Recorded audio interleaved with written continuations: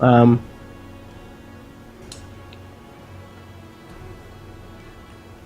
Yes. Okay, I'm going to a temple now. To attempt to resurrect guild members. Thomas earlier mentioned or asked if we thought that this was worse than Catherine. And I think it's that's a thing, and some people have brought that up. As you enter, The thing about Catherine, though, and I think we've talked about this very briefly on the stream before, but a monk says, the thing about Catherine, I have my own problems with Catherine, largely about the actual gameplay. But Right. the thing about Catherine is that it's using sexualized images and sexualized characters, but it is a game that is actually literally about exploring sexuality and doing so, and it has some really interesting, mature, thoughtful things to say. And I'm sure it has some problematic things to say as well, but it's not just like using it just to get a rise out of people. It is literally like sexuality is the point of that game. It is the reason for that game's existence and the thing it's trying to talk about. Whereas here, obviously, sexuality is not really the point of this game. It's just this weird thing that doesn't really add to it and kind of takes away for a lot of people.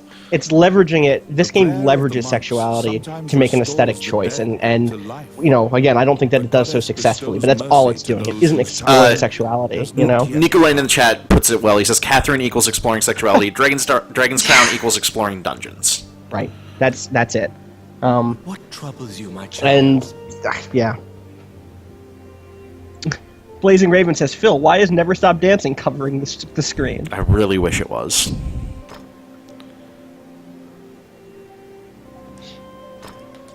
This guy's message when picked up is, should have been a family man, ... Great. allow this heart to beat again. Quench their thirst. My God. Thomas, I'm going to be straight up. Thomas says, okay, but to a 13-year-old boy who is this game's target audience, boobs sell. That is a line of argument that is going to get, you know, is not going to ingratiate you, I think, with anyone you debate with who's on the other side of this issue. Because I think at the end of the day, our position tends to be, yeah, we know it sells, and this is one of those lines that you have to refuse to step over just because it sells. Lots of things sell. Don't, you know, you have to have some code, some line of ethics. Okay, I'm really starting to work here. Blazing Raven says, whoa, as a 13-year-old, I'm offended. Blazing Raven said something on Twitter earlier about being below the age of 18. I'm genuinely worried that we're affecting the youth in some way. I mean, I hope we are. You know. Commitment Tissues, which is a pretty great name, says, let's talk about how every AAA lead character is male and white then. I fucking agree. Let's talk about that. That's super frustrating and weird. Yeah.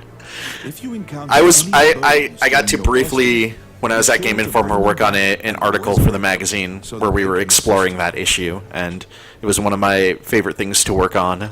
I bet. Because yeah, that for real, I think that's dumb. The other day, and this is a really weird thing to think about, but I was thinking about this when I was cooking. I was like thinking about how BioShock Infinite would have been different if Booker was a female character and Elizabeth was a male character. You'd change their names probably, obviously, but first of all, like that game wouldn't exist. Pixel Geyser says scowling. Pixel Geyser says scowling bald white men are the only heroes we need. Okay, let's. But, like, I can't even fathom a game where like an adult woman rescues a teenage boy from it just none of that computes, and because there's no space for that in current. There's no space for it. There's no tropes for it unless you're going to make her some sort of Mrs. Robinson thing, like. Right, or I just say Leffendel. Yeah, this probably isn't the chat or stream for you. I'm totally fine with you leaving. Yeah. Yep.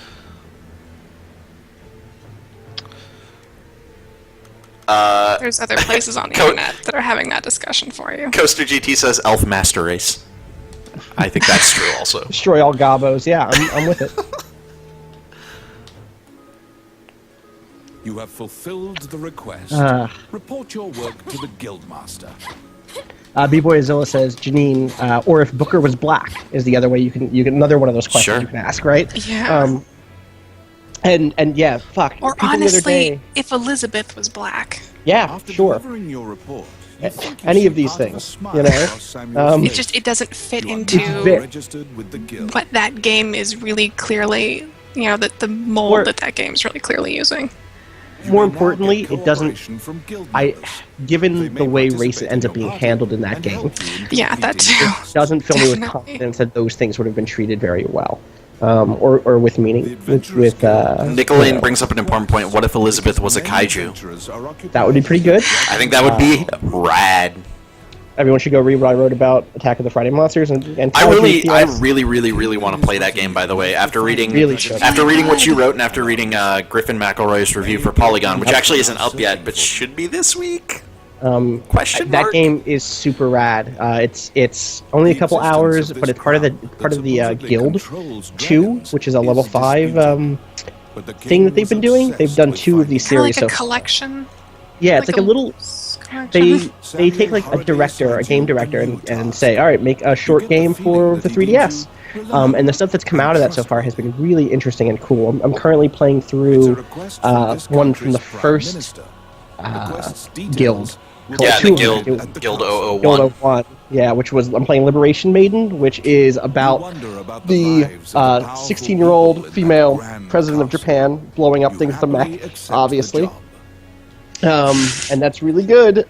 And I'm playing the other one that I forget the name of, and it's like a tabletop RPG, and that's also super good. I really like the idea of giving Japanese developers these like tiny game spaces. I think that's really important.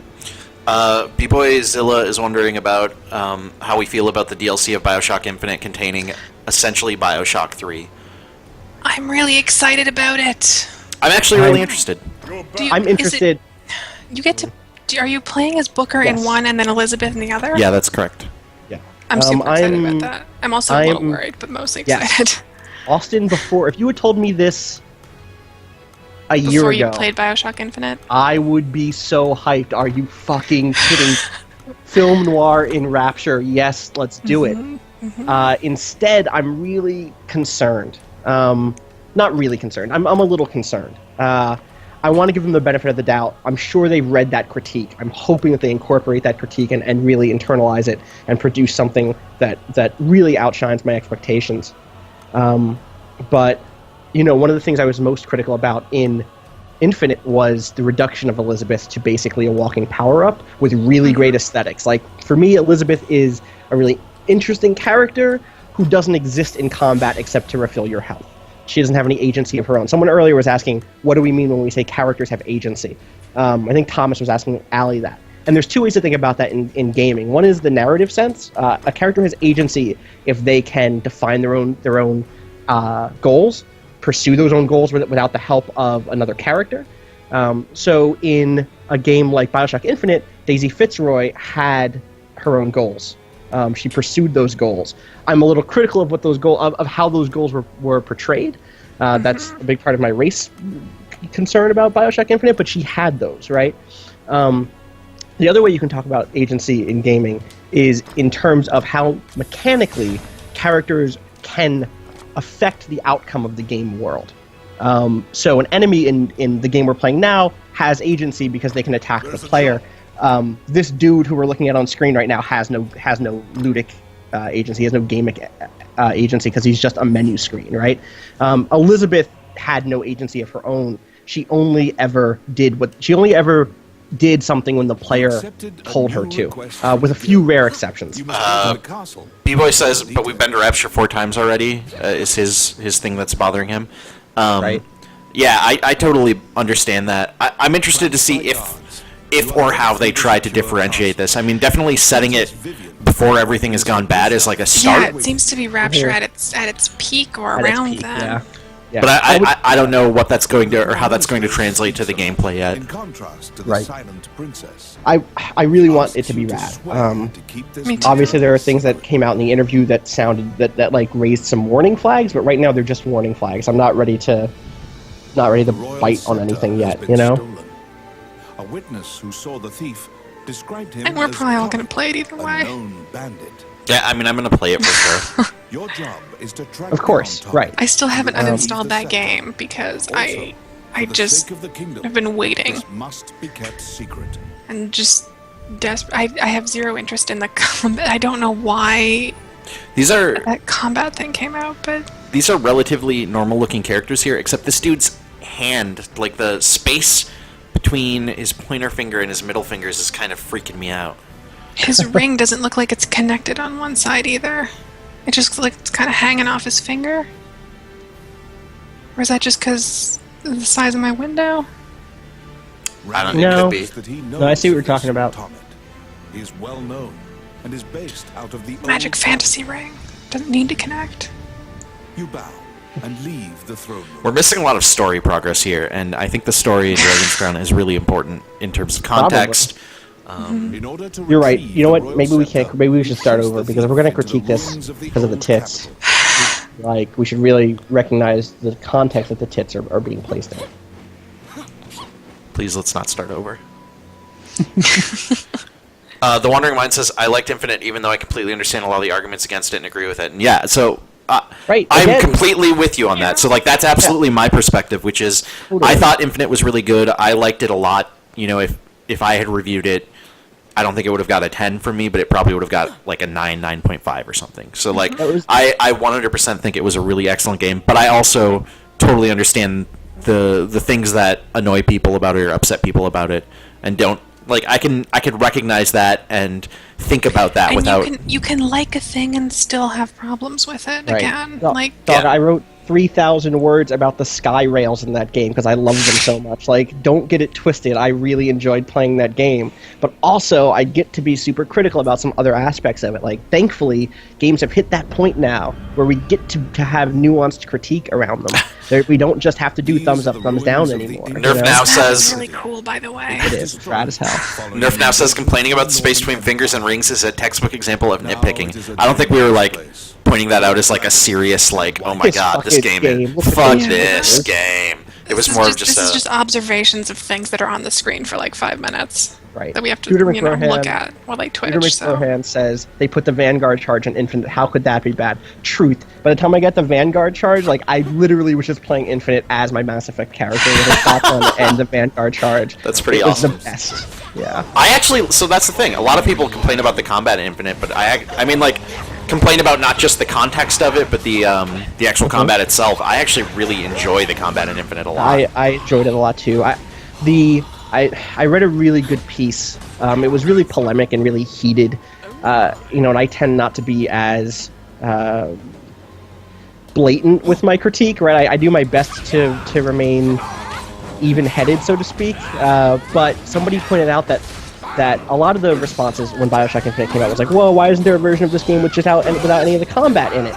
And like, as a black dude, that writer wrote, like, I literally cannot conceive of wanting to be in this world without committing violence to it. Like, if I had to walk around in a world that did this shit to black folk and like not get to blow some stuff up, like that is a position you can only have if you aren't worried about that shit, you know? Sorry, there's noise in my background right now. B-Boy Azilla says, I think Eminem is one of the Earth's best poets. His last 4 albums were garbage. Totally. I agree.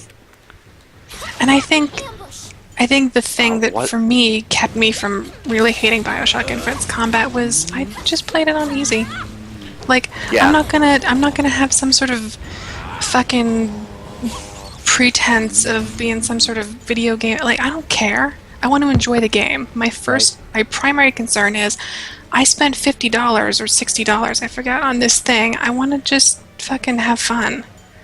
And I don't want no combat, but I'm not here to hate myself and just torture myself on, long fights and stuff. And it was the same with Remember Me. And every time someone says, "Oh, I really like the story of that game, but the combat just drove me crazy and dragged on," and I was like, just play it on easy mode. Who cares? Yeah. Who even cares? John says, how's that pointing mechanic, Phil? This is weird. It's super weird. I got a dagger, though, so I'm happy, I guess. That's good. Every time I look up and see that thief dude, I think he's Quasimodo. Like I swear he's wearing the exact outfit from Hunchback of Notre Dame. Yellow Danger says, Phil and Crew, is Dragon's Crown particularly egregious by your definition of problematic? I'm really trying to understand the issue here, but it seems like people are singling out this game while past Vanillaware games have had characters that are just as outrageous. I think past Vanillaware games have had a single character here and there, but I don't think they've had an abundance of characters who are that ridiculous looking. And even the single character here and there is like a bummer. Like that's still not something that I think should just be forgiven. Or not be talked about, but it's just less. It's easier to just kind of go like glaze over it there because it's just like straight the up. other thing is, it's the conversation we're having now, right? Or a conversation we're willing to have, or more willing to have. I linked an image in this chat that is from the video review from Polygon of the female monk warrior. In this game that I think is like, really? Like, this is like, it's a pretty straight up image that I think emphasizes how extreme that art is. I should point out, because we haven't been talking about really the gameplay at all as I've been playing through it. And Daisy Crab pointed out that the combat in this game is pretty rad. Like, I bet. It feels That's really why I'm good. really disappointed. Like, I really wish, So the second thing I was going to say, though, was more important than the image I linked, was a thing I forget now, because I'm thinking about junk. What were we talking about? Oh, okay. So Phil was saying, part of the question was, there have been instances in past Vanillaware games where there have been overtly sexualized characters. Why now? It is... frustrating to admit this, but when you are interested in these issues, when you're interested in things like, any sort of identity politics, any sort of feminist critique, any sort of, critique about race, because of the tone of culture right now, you have to be very strategic about when you bring these things up. I am often frustrated by small things in games that I know if I brought up, what people would say is, you're just nitpicking. Dragon's Crown doesn't just have one or two of those characters, it has enough of those characters to where that critique can gain some momentum. And hopefully, you push the culture in a direction to where those conversations become easier to have over time and not harder, But Austin, doesn't that make you a censor? Doesn't that mean you are censoring I don't want anything I don't like to exist. That's it. You got it. That's what I want to do. Is I don't want anyone who isn't on my list of approved artists to make things. That's what all critique is, right? Mm-hmm. That's my understanding. Right. I had this conversation with a guy online earlier on Twitter who said that the critique against the... I don't want to misrepresent him. So I'm going to I don't want to misrepresent his words. Because that would make me an asshole.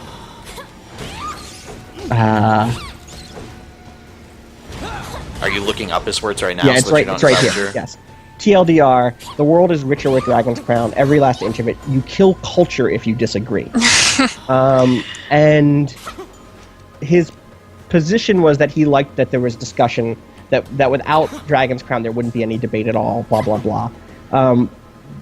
But there's this weird position where basically he's like, oh, if you don't like this art, then you're being blind. You're letting yourself be biased and not seeing the beautiful art, and you're killing culture by saying that this art shouldn't exist. And one, that's not how culture works, dog. Like, culture isn't just the production of works; it's also the production of critique around works.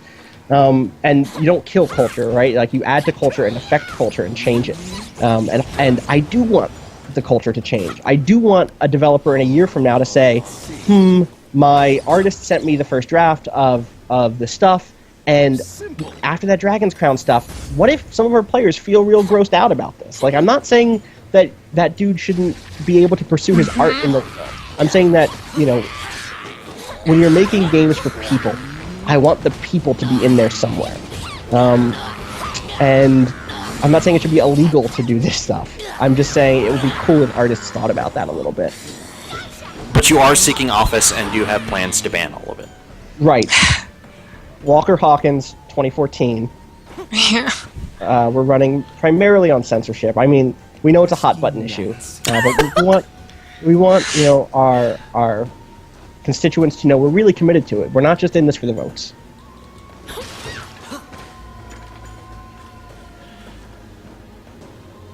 I've got all these arrows, you guys. Mixed Up Zombie says Walker-Hawkins, Australian Prime Minister. It does sound like an Australian Prime Minister. What if it is? Oh shit! Oh man, there's a... Oh, that's not right at all. Dre in the chat says, I have a concern. I'm worried people have stopped dancing. Yeah, that's a fair concern. Just a reminder to everybody, and you know, this is just something to always keep in mind, never stop dancing. How's this compared to Dark, Phil? Oh god, you guys, hey, this is a way better game than Dark. Maybe that makes people happy, I don't know. Oh shit, that guy dropped bombs.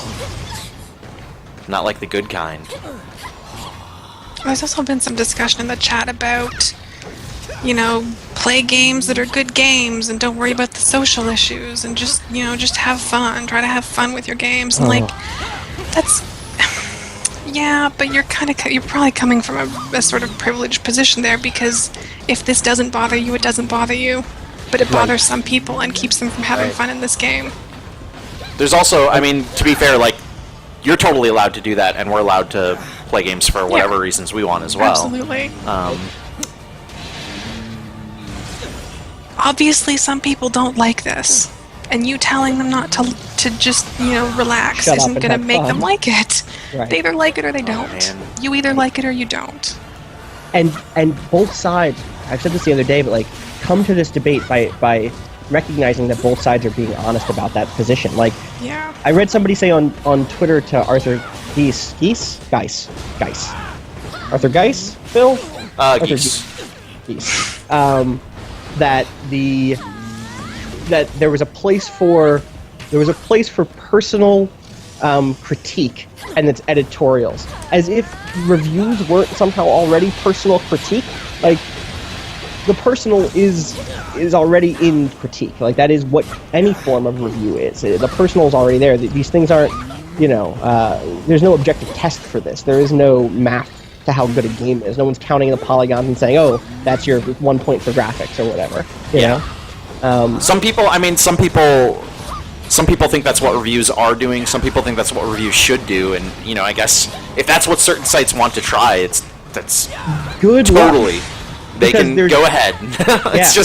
but it's definitely not the way that I have ever viewed reviews, or something that I think is realistic, I guess. Dylan says, Phil, can you explain why Polygon is only complaining because this is a Sony game? That's accurate, clearly. Every time that I see that, I love it, because it's just people ignoring the many ads from Sony that we've had. Like saying, like, oh, they have all these Microsoft ads, or have had Microsoft ads at some point. Right. Thank you. I almost did. Dre in the chat, Andrew Swan, says, awesome, would you say that the personal is political? I almost slipped up and said that by mistake, because it's one of those phrases that you learn when you're doing fucking a billion theory classes like I do. And I'm glad I resisted the urge to say that. Also, Jordan in the chat says, Phil, check your Sony privilege. Dylan says Palmer is the real mother of Phil's baby. Wouldn't that make me hate Microsoft? I don't know. I guess. I don't know. I don't know. Someone earlier brought up Duke Nukem, and they were debating whether or not Duke Nukem had been satire or parody or what. I think it's a really interesting case because it brings up one of the more complicated parts and nuanced elements of parody, which is, you know, 1990s Duke Nukem is very clearly a parody of the sort of super American action heroes of that era, right? Like, of the Stallone heroes, of the Schwarzenegger heroes, the kind of like Reagan-era hyper-American, hyper-violent action film stars, right? And what really interesting about those games, and that especially the newest Duke Nukem Forever, is that type of film has changed dramatically over the last 2 decades. to where that style of parody doesn't match up in the same way as it might have once. And so you can't just say, okay, this thing is a parody, therefore it's good. Like, a parody has to be deployed inside of a specific historical circumstance. I just want to point out, Sailor Cook is saying that Polygon gave SimCity a 9.5 and then dropped it when everybody complained. Not the case. Right. We dropped it because part of our policy on reviews from the start has been that we have the ability to change scores based on patches, based on things that change, based on launch problems. So we rated it, and then when there were launch problems, we dropped it. And we've gone up and down a bit since then. I think it now rests at like a 7.5 or an 8 or something. Right. Also, Yellow Danger said, so should we feel guilt about playing games until everyone is capable of enjoying every game? No. Like, you can enjoy whatever you want, but don't dismiss people who don't enjoy something for the reasons you do, or, you know, like, so this is something people have their reasons. You have your reasons for liking it, and good, cool, this looks like a good game, but some people have issues with it. Yeah, something that I think has come up a lot with people I've talked to online about this issue. Hey, I can pray. Nice. This goddess statue is the thing. Sorry. An issue that's come up is I think some people take reviews that bring up an issue that they disagree with, such as the sexuality in this, as saying, like, we have a problem with this, so therefore you should as well, which is definitely not, I think, the tone that is intended. Or even further, they think if you... Okay, somebody way earlier said, why do you think... I don't know who it was. Why do you think issues like this are you know... so inflamed inside of gaming culture? Why do people get so up in arms about these issues? Why do people start shouting things to each other? And I think a lot of people read reviews like Danielle's, read that, you know, 2 paragraphs, and they don't just read it as like, well, here's the thing that drew my concern. They read it as, I think you're a bad person if you don't feel this way too. And that isn't what Danielle is saying. That isn't what any of the reviewers or critics who have brought this stuff up have said. They haven't said you're bad, you're an evil person for not noticing this. In fact, mostly what we're saying is like, actually a lot of folks are in a position where they would never notice this stuff because they don't have to notice this stuff. Like, that is what, when we talk about checking your privilege is not having to notice that stuff. It's not feeling grossed out when that stuff comes up because it doesn't even matter to you, you know? And that's a big part of it, is I think making sure we know that critiquing something like this isn't necessarily critiquing the people who enjoy it, you know?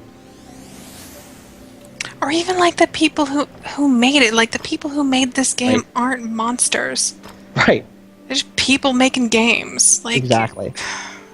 It's really easy on both sides to demonize and vilify the opposition, because when you do that, you kind of reduce things nicely and make things a lot more easy to deal with. Yeah, exactly.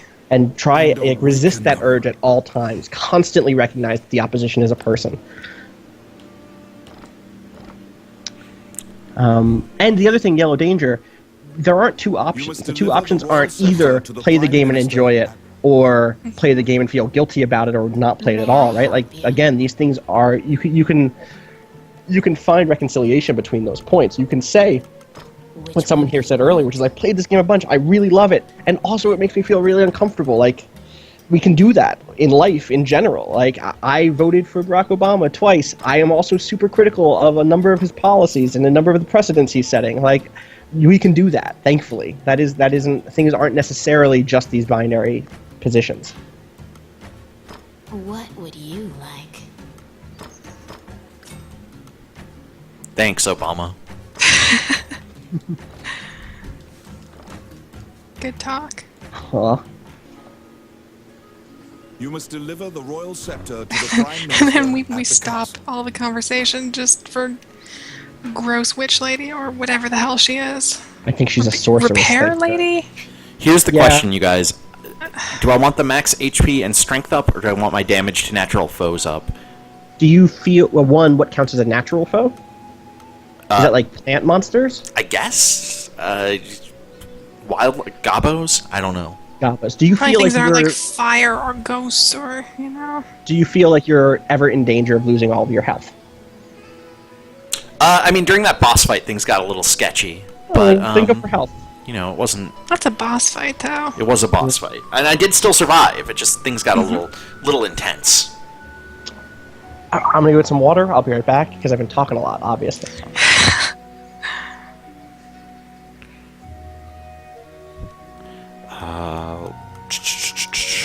Mermaid Pirate says, so does this merchant interaction count as passing the Bechdel test? That's a fair question. Good references, good talk. Sometimes I worry, Janine, that when you say that we had a good talk, that you're being sarcastic. Sometimes I am. Not always. I like to keep people on their toes.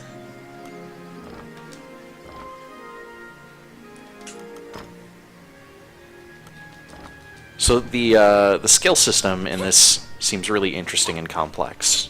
Mm-hmm.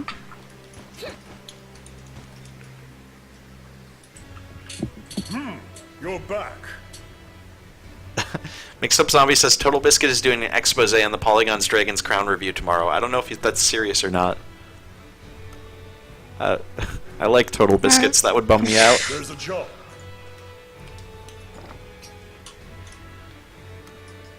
Hey, B-Boy, thanks for dropping in the chat. Definitely appreciated. Would love to have you back anytime. Yeah.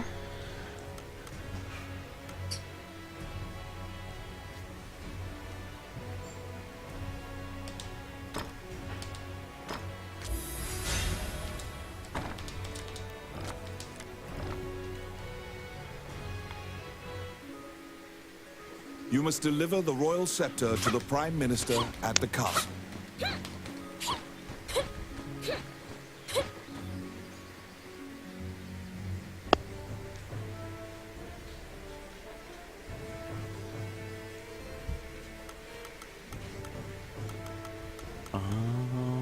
Okay, there.